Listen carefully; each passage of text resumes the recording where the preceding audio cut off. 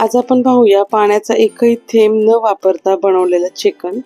त्यासाठी इथे मी चिकन घेतलेलं आहे, ते स्वच्छ धुवून घ्यायचंय आणि त्याला मॅरिनेट करायचंय। त्यासाठी इथे मी 1 चमचा हळद घातलेली आहे, अर्धा लिंबाचा रस घालायचा यामध्ये, 1 चमचा आलं लसूणची पेस्ट घालायची आहे, चवीनुसार घालायचंय मीठ आणि आता हे सगळं आपण छान असं मिक्स करून घ्यायचंय। सगळ्या चिकनला ही हळद आलं लसूणची पेस्ट व्यवस्थित लावून घ्यायची आणि हे 15 ते 20 मिनिटांसाठी किंवा जर जास्त वेळ असेल तर 1 तासासाठी आपण हे बाजूला ठेवून द्यायचे। आता फोडणीसाठी इथे मी एक मोठ्या साईजचा टोमॅटो उभा आणि पातळ कट करून घेतला आहे, 1 चमचा आलं लसूणची पेस्ट घेतली, कोथिंबीर घेतली, 3 ते 4 हिरवी मिरची आणि कांदे 3 ते 4 घेतलेले आहेत, म्हणजे जर मोठे असेल तर 3 घ्या आणि ते सुद्धा असे छान पातळ स्लाइस मध्ये कट करून घेतले। गरम मसाल्यामध्ये दालचिनी घेतली, 4 ते 5 लवंग घेतलेत, 2 हिरवी मिरची घेतलेली आणि 2 तेजपत्ता घेतलाय। पावडर मसाल्यांमध्ये लाल मिरची पावडर घेतली कलर, चिकन मसाला, गरम मसाला, धने पावडर हे सगळं 1 चमचा घेतलाय, साठवणीतला मसाला 2 चमचे आणि हळद अर्धा चमचा घेतलेला आहे। तिखट तुम्ही तुमच्या आवडीनुसार कमी जास्त करू शकता। आता पॅन घ्यायचा आहे, त्या पॅन मध्ये घालायचं तेल। इथे मी 3 मोठे चमचे तेल घेतलेलं आहे, त्यामध्ये घालायचे 1 बटरची क्यूब, म्हणजे ही छोटी क्यूब आहे आणि आता हे खडे मसाले सुद्धा यामध्ये घालायचे। खडे मसाले तळले गेले की यामध्ये घालूया हा सगळा कांदा छान गोल्डन रंगावरती आपण कांदा ट्रान्सपरंट होईपर्यंत, थोडासा मऊ होईपर्यंत छान असा परतून घ्यायचा आहे।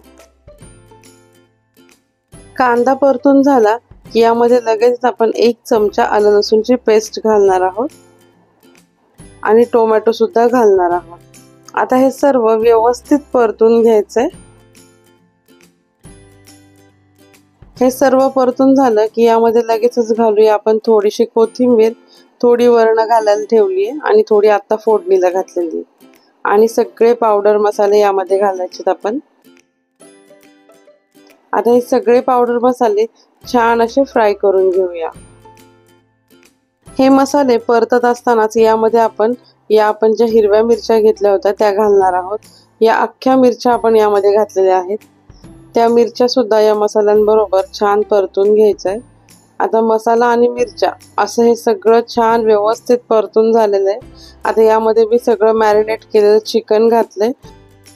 आता हे चिकन सुद्धा 2 ते 3 मिनिटांसाठी छान हाय फ्लेम वरती परतून घ्यायचंय।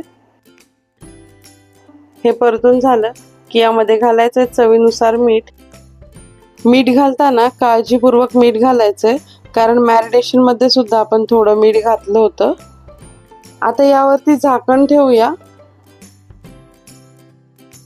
10 मिनिटांनंतर झाकण काढलेलं आहे। आता हे चिकन पुन्हा एकदा व्यवस्थित हलवून घेऊया, आपण थोडंसं मिक्स करून घेऊया। आता यामध्ये घालायचे 4 चमचे दही।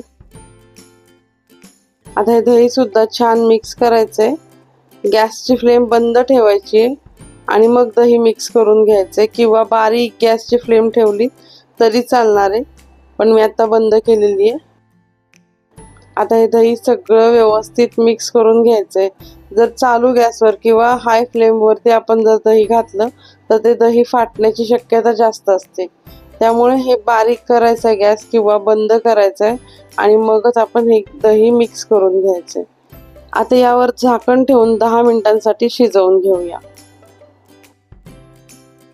10 मिनिटांनंतर झाकण काढलेलं आहे आणि चिकन अगदी व्यवस्थित मस्त शिजलेलं आहे, छान अशी याला तर्री आलेली आहे आणि तुम्ही पाहू शकता अजिबात आपण एकही थेंब पाण्याचा वापर न करता सुद्धा थोडी ग्रेव्ही यामध्ये तयार झालेली आहे। वरतून कोथिंबीर गार्निश केली आहे।